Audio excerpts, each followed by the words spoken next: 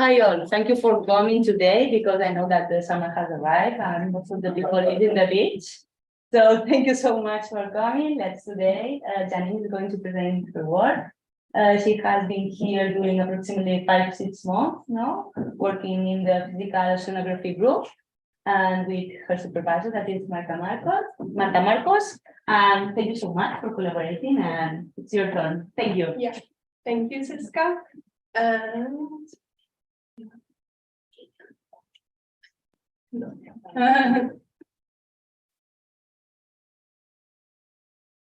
Let's go. yeah. Okay. Yeah, thank you also from my side for coming today and listening. As Siska already said, I'm a master student actually studying in Germany, in the north of Germany in Rostock, but I'm currently doing an internship here, only sadly 2 more weeks. But today I'm not going to talk about the work here in Medea, but I rather want to present you my bachelor thesis I was working on. And this was a practical approach to quantify the overall carbon storage and its current ecological state in one certain peatland area, which is located also in Rostock, where I'm studying. I just want to say that this might be a little less of rough figures and equations, what you're maybe used to, but I hope that you still enjoy the presentation and you will get out with more knowledge about peatlands than you knew before. I first want to start with these 2 figures.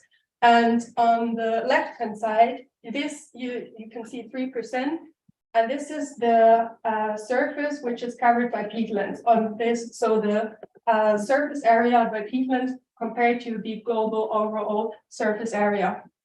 On the other hand, you see 30%, and this is the overall carbon stored by the terrestrial soil. So seeing these 2 figures, 3% is covered only by peatlands. However, they store 30% of the carbon. You see that it's absolutely important that we talk about those ecosystems. To have an idea about how and where the peatlands are located, you can see that the most of the peatlands are located in the north. So let's just basically, it's just based on that we have a lot of peatlands closer to the poles, and as we have more land masses in the north, we have just simply the peatlands in the north. So you see a lot of here in Russia, we have a lot of peatlands in Canada, but we also have some peatlands in Europe, which are Finland and Sweden, for example, which have a lot of peatlands. How is the peat formed? So basically, we have the water situation. So there's supposed to be water in there, and we have a certain plant mass, so the plant grows. And at some point, the plant decays, it falls into the system, and we have, in this case, an incomplete decomposition of the material, and that's really typical for the peat formation. And you have to imagine if you have a compost at home, then usually you would collect the compost, the organic matter, and it starts degrading. And because we have the water situation in this case, this is not taking place. It's kind of stuck, and that's why it's stopping the decomposition. It's been found that peatland approximately grows 1 millimeter per year. So the people liking math in the room can estimate how long it needs until 1 meter actually grows of peat.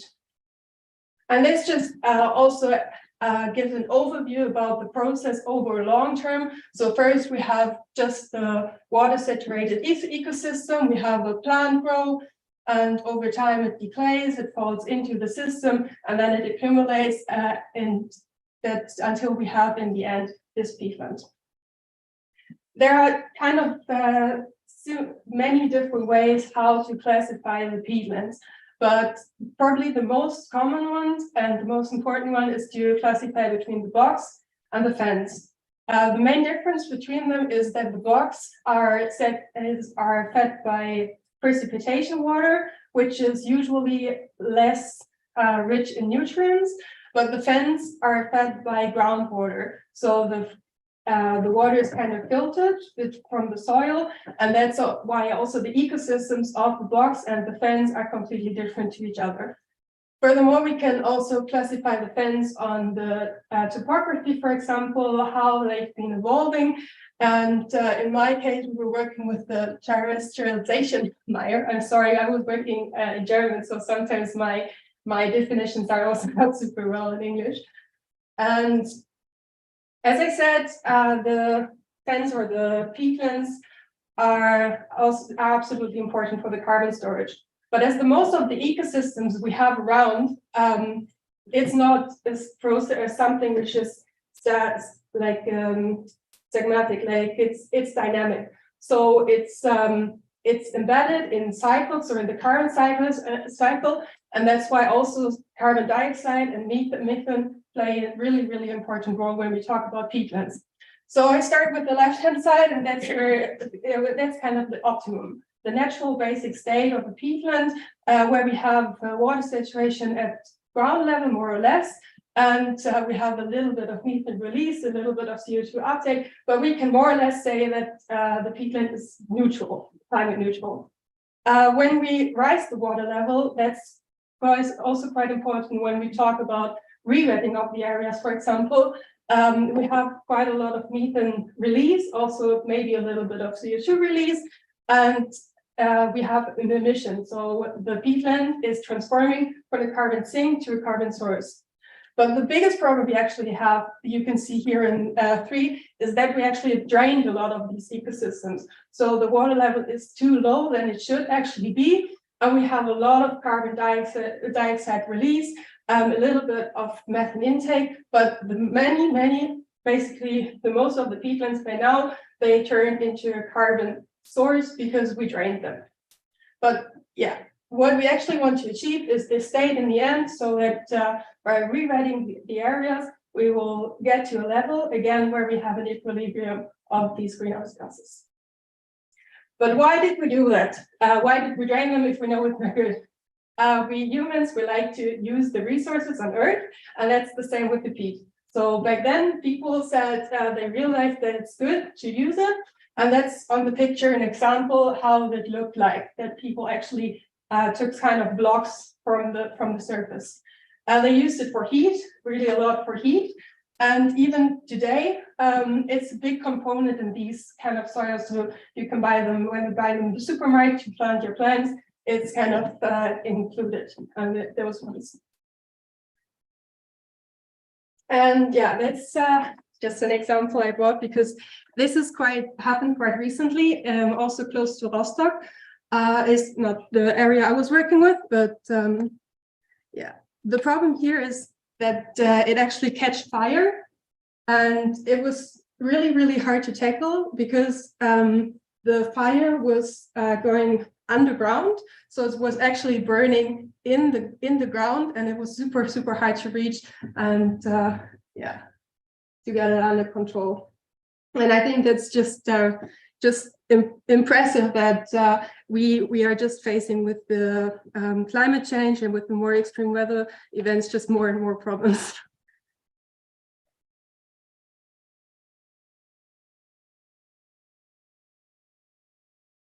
So yeah, that's just, now we're coming to the side where I was actually doing my research, my study area. I assume that you more or less know where Germany is, but now we're zooming into Germany, to Rostock. It's in the northeast.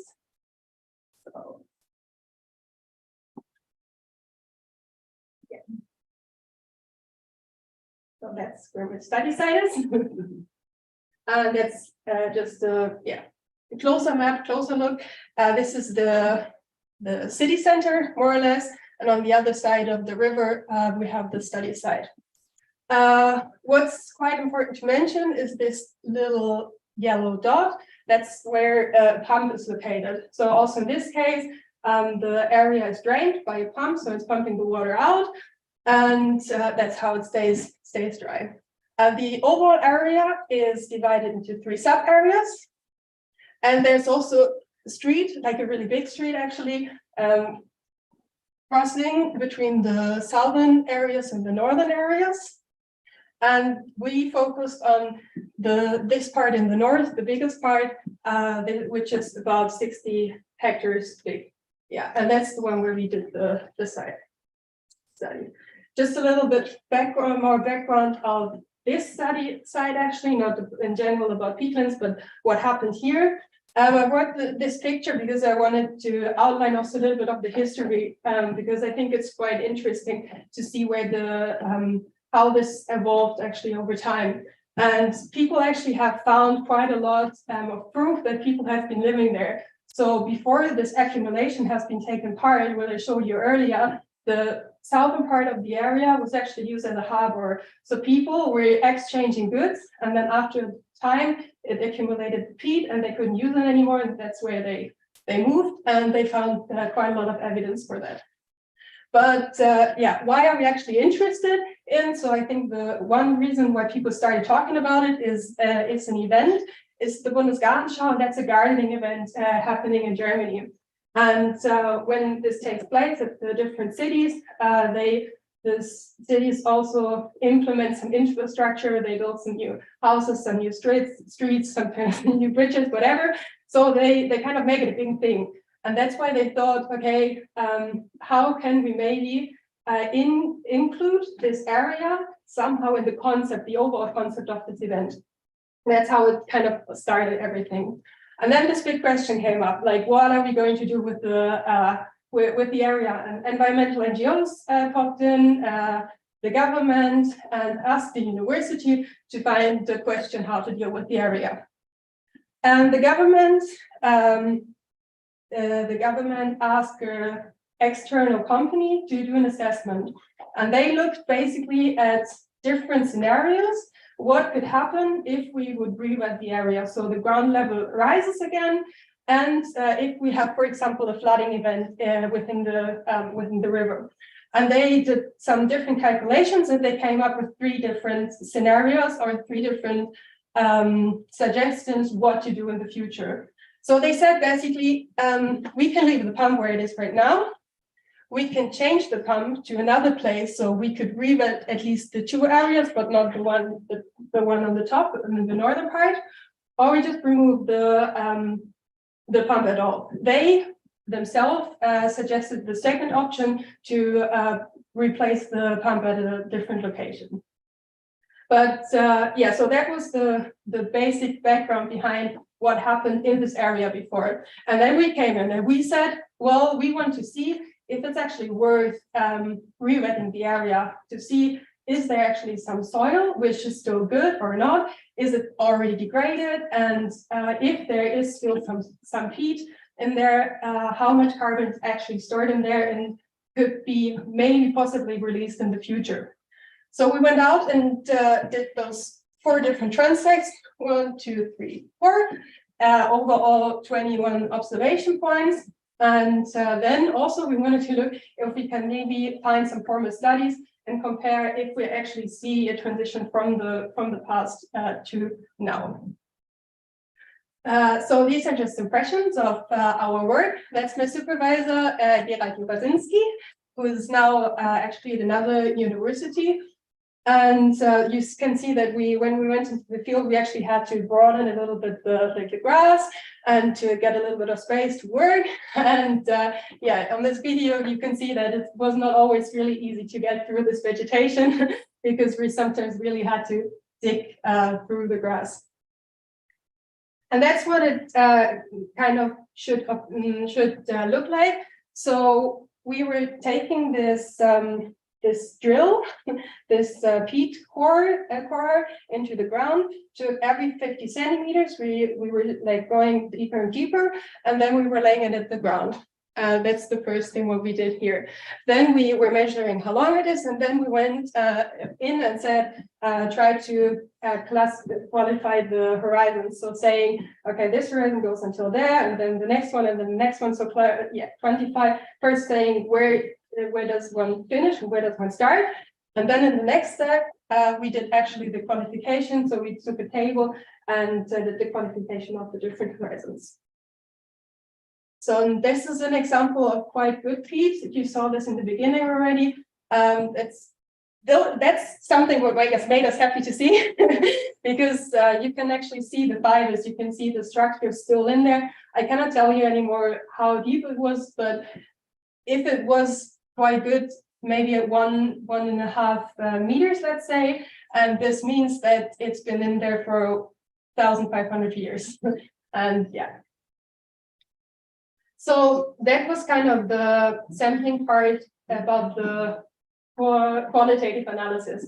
But as I said, we also wanted to do a quantitative analysis, so seeing how much carbon there was actually stored in there. And that's maybe a little complicated now, so I hope you will be able to follow. But in the most cases, we have those 3 different layers, overall 3 different layers. And this was the highly really degraded part on top, which is defined as H10, doesn't matter, but we have a highly degraded part at the top. We have a more or less partly degraded part out, like peat afterwards, below that, and we had some mud. So we tried to get a sampling from all of these 3 different, more or less 3 different horizons. And then from all of these 3 depths, we took 2 analyses each. And one was to get the CNS analysis. That basically means that we got the amount of carbon, nitrogen, and sulfur. And also we wanted to get the dry bulk density, and that's for that we took a certain volume, which we had first at 1 cubic centimeter and later 2 cubic centimeter. So we had 6 samples for 1 core. The theory behind why we did this was with the CNS analysis, we had the kind of the percentage, what was the amount, so the percentage of the overall, like the carbon of the overall. And second, we have the dry bulk density. And compared with this, like taking this both of the information, each from the same depth, we could estimate the carbon storage at the depth we took the sample from. So we had, that's what we did to assess the 3 depth with where we took the samples. But of course, we wanted to know the carbon storage in the whole core, not only at those 3 depths. And then we had 2 different options we agreed on 2 different options how to assess the different the amount between. And the first one was that we said if the horizon, so basically what was close to here, is similar to here, so then we would just address the same carbon amount. And if this didn't work because we had 2 horizons which were completely different to each other, we said we are going to take an external table. External means that the table was based on the observation I made, not from somebody else, but I took, for instance, all the horizons with H9, H8, H7, H6. I collected them in a table, and then I took the mean from them and applied them to whenever needed. But of course, we wanted to access the carbon storage in the overall area, but not at only 1 core. And that's how, and then we divided the area into sub areas to kind of say, okay, I'm applying, for example, this carbon amount to the whole area and these carbon amounts to these whole area. So that's just based on a little bit on vegetation, where we took the transects, how the actual quality, the cores were we took, and yeah, then we allocated the points to the different area. We are now moving on to the results, and I first want to start again with the qualitative analysis. So we're first going to look at where the profiles, where the cores, and then we're going to look at the carbon distribution in the field. In this transect one, so you see we started here. You can see, so we're looking at, for example, here. We can see the degradation on top, what I said earlier, that's the gray thing. Then we have this brown, yellowish thing, that's the peat. And then we have this whole part, which is the mud. And that's what I said earlier, we wanted to assess from all of the 3 different overall layers, one sample. What you can see also here is really nice, visible, the outer points, because you have to imagine this has been a lake long time ago. So it's probably been like this. And you can also see this kind of shape around. Yeah, so that's nice to see. This transect 2 was, to be honest, a little bit messy, a little bit chaotic, because you cannot see, like here, for example, there's no peat. Here, there's no mud. The degradation is quite, there's no clear pattern to see between here, here. Like, that's something we've been discussing quite a lot, what was going on here, but yeah, maybe we can talk about that later. But there's not really the best answer. However, transect 3, for example, is a really, really great example how it should look like. So we have, as I said, this degradation pattern on the top. We have some peat below, also with the gradient, with a little degradation on top, and then this less degradation on, like under there, and really a lot of mud. And the transect 4 was quite interesting in that kind of sense, because this is the part, the outer part, so it's laying here, and this point is laying in the inside. And this was the only part where we actually could still see some peat from like some peat formation on the top. So it was still a little wet, and it was quite interesting to see that we had actually quite a lot of degradation in the one part, but at one point, only one point still peat formation. Moving on to the carbon storage, we can here see the kilogram per meter square. So how the percentage is located, that we have here and here quite a lot of carbon storage, and then that's the sum. And if we sum it all up, we end up with this number. So we said that 118,000 tons of carbon are overall stored in the in this peat, and this could theoretically, really theoretically, release 433,000 tons of CO2. We also looked, as I said earlier, a little bit of in the comparison to former studies, which was not super easy because the methods were not the same, the observational points were not the same. So I'm not going too much into depth in this one. But what we most likely could see that actually degradation has been taken part. So because we could see many points with a little degradation before and many points with a lot of degradation afterwards. So yeah, that's just a short conclusion about what we found out. We had in this particular area a really nice order, as I showed you earlier, of the degradation of the peat and a lot of mud, which was super typical for this special peatland, and that we had this degradation on top, but still, even though we have the degradation, that's, as I just mentioned, it's likely that we do have the degradation over the years.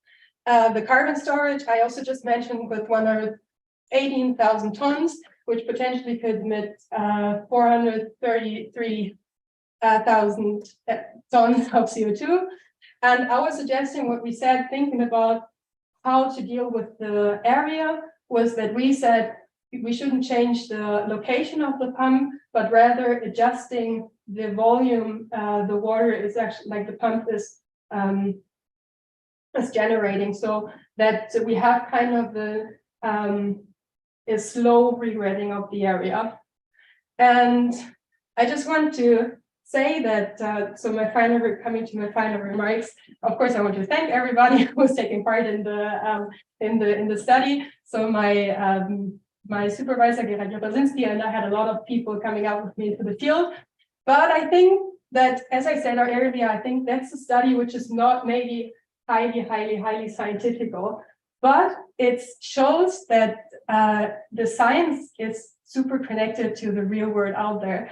And I think that's something we keep forgetting when we're just sitting in the Imidea the whole time in front of the laptops. And I just want to encourage everybody, like, not saying that's not saying nobody knows that we are talking about the real world, but to go out and to talk with people about the work we are doing and what's going on in the what we are actually searching for. And yeah, just keeping that in mind, I want to say thank you for everybody who's listening, and I try to answer all the questions you have.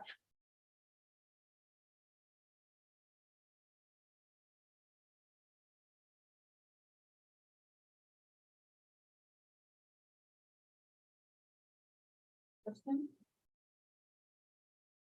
Thank you very much. Very nice. It is impressive what you do as a bachelor thesis. By comparison with all that I've seen, it's a very good one. From the ignorance, what do you mean when you say it's degraded on the top? How do you see that, and what does it mean exactly? Yeah, so we can see that in talking about the quantitative and quantitative analysis again. The quantitative in that kind of sense is quite the density is really high, so you could actually feel that it's not really loose. It's also darker, so it has more blackish color than a brown color, and it doesn't have those really obvious structures of plants anymore. And that's so what's really typical for the peat is that you have something which is loose, which is wet, and if you just, because for example in this case, where every time we went out, we first had to dig into and take the first 10 or 20 centimeters because it was impossible to do anything, and that just shows that it's really just stuck together. So that's talking about the qualitative analysis that how you can see, and quantitative, I would say, because it contains less carbon because it's released, because it's just decomposed. Yeah. That is it polluted? Polluted?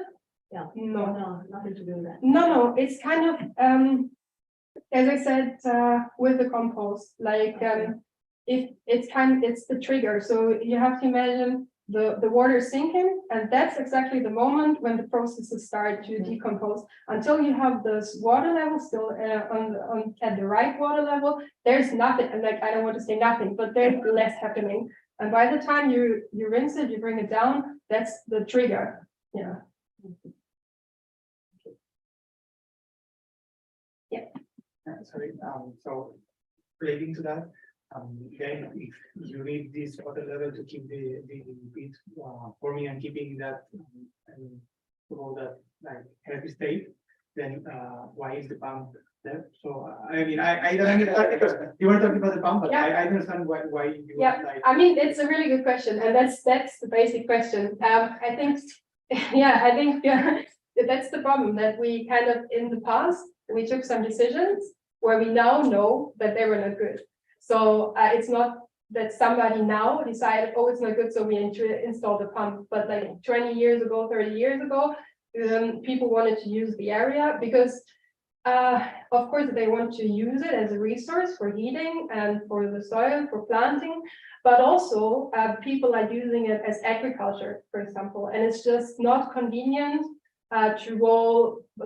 for example, drive with the car over these areas because it's just wet. So people want to also go over it, plant something. So that's why they've done it. But now actually the big problem, because of course you could now say we know it should be wet. So of course we don't going to do it wet, we remove the pump. But now the problem is that this is kind of an urbanized area. And yeah. So that's why they did the assessment for looking what happens with the overall water level, because if you have the ground level, if you're rising, if you have the flood, then the houses around could be affected. Yeah.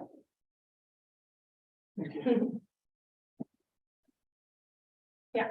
And I have the question, does this area has the potential to become a carbon sink again?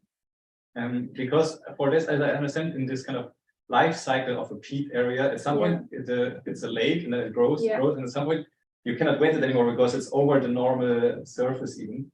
So is it still a kind of lake-shaped bowl that is, if you wet it and you cultivate moss again, could it still grow and retain more carbon? Or is it actually now just first answering about the shape and how high the level is, you can actually see that it's low. So it's not like this, it's more like this. Yeah. And I think I talked about it with my supervisor, and I think there are two reasons. First of all, because it's this kind of lake shape, so it's naturally just a sink, this area.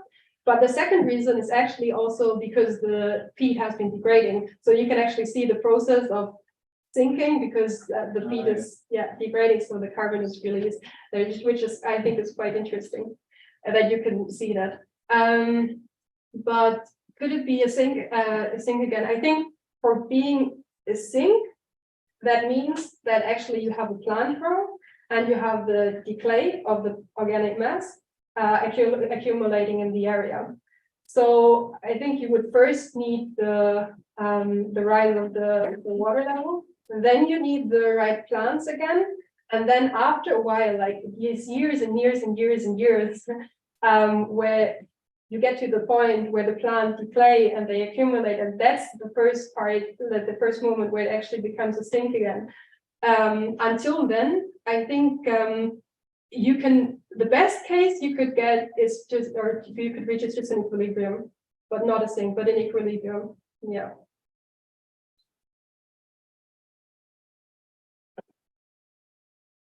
Yeah.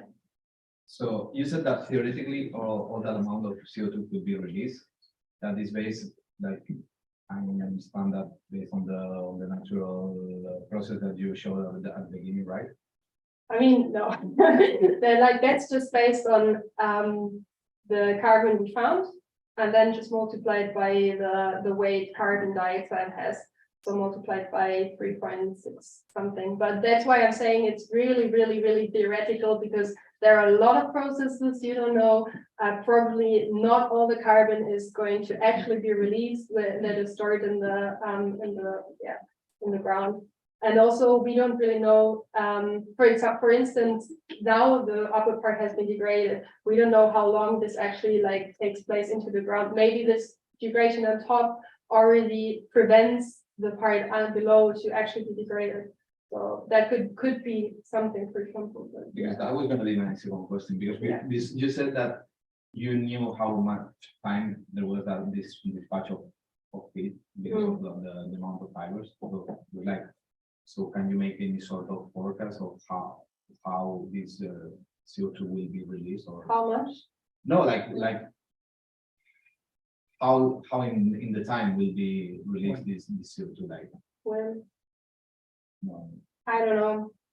I mean, as I said, we could see the degradation probably taking place like over time, but that's something we couldn't quantify at all. And then you would probably need to see, because the studies beforehand, they've been done around 1996 and 2000, so it's probably been 20-25 years in between. Let's say like 2 or 3 centimeters have been degraded, and then you could maybe see how long it would take to further go deep into the ground.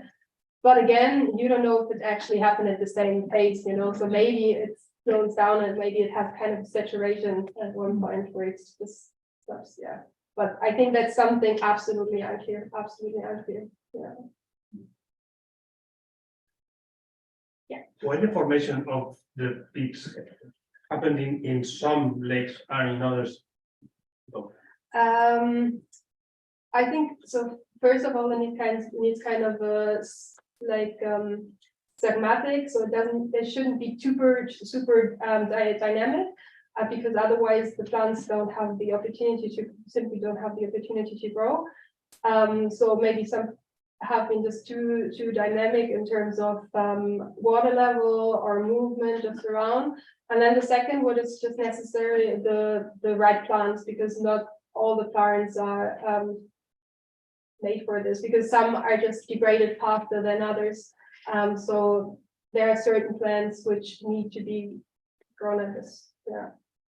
So probably that's why. Yeah. But I think, as I said, that's why also you could see peatlands more towards the coast, because there you have more this like this kind of really standing water, more or less. Yeah.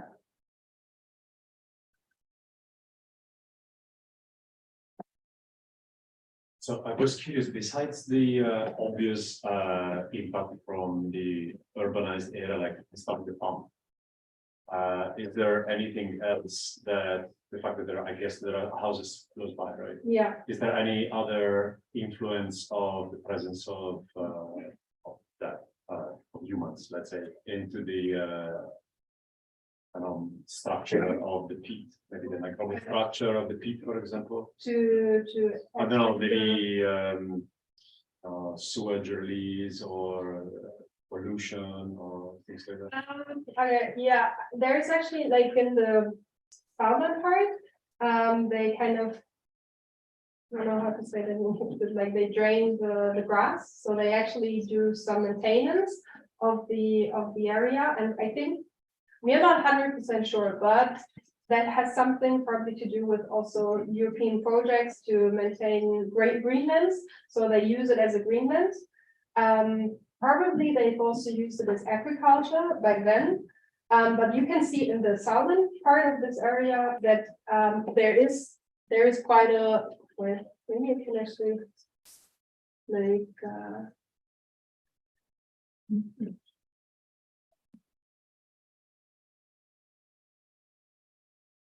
yeah, so that's, I'm talking about this part here. That's where like people actually like taking the grass away, you know, every now and then you can see, because the ground layer was quite small in this area, and that's also the area where we see this kind of messy pattern, which is quite interesting, because probably we see this because people have been interacting the whole time, like yeah.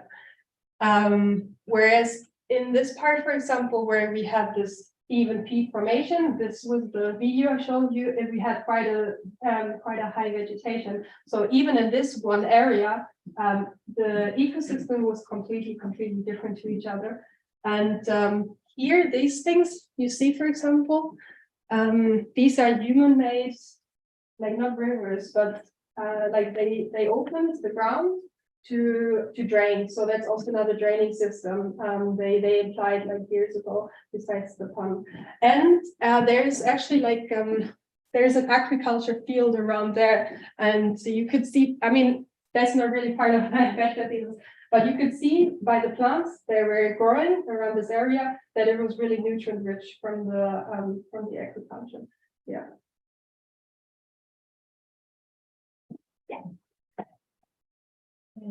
Do you know the age of this course that you are taking? I mean, I assume that the age of this is the same. How do you infer? Because it is there. Yeah. You mean the age of the core? Yeah. In how long? How much time? Yeah. So 1 millimeter is 1 year, more or less, approximately. And this you can see was until 600 meters depth. So this theoretically was at 6,000 years ago. But mud also behaves a little different than the peat. So maybe 5,000 years, but more or less around this number, we were for sure going into the ground. And all these heights is the same rate of accretion. In all these heights, the rate of accretion is the same. Yeah, more. I mean, as I said, the mud, this blue thing, behaves a little different than the peat, but in terms of spatial formation, it's everywhere the same rate.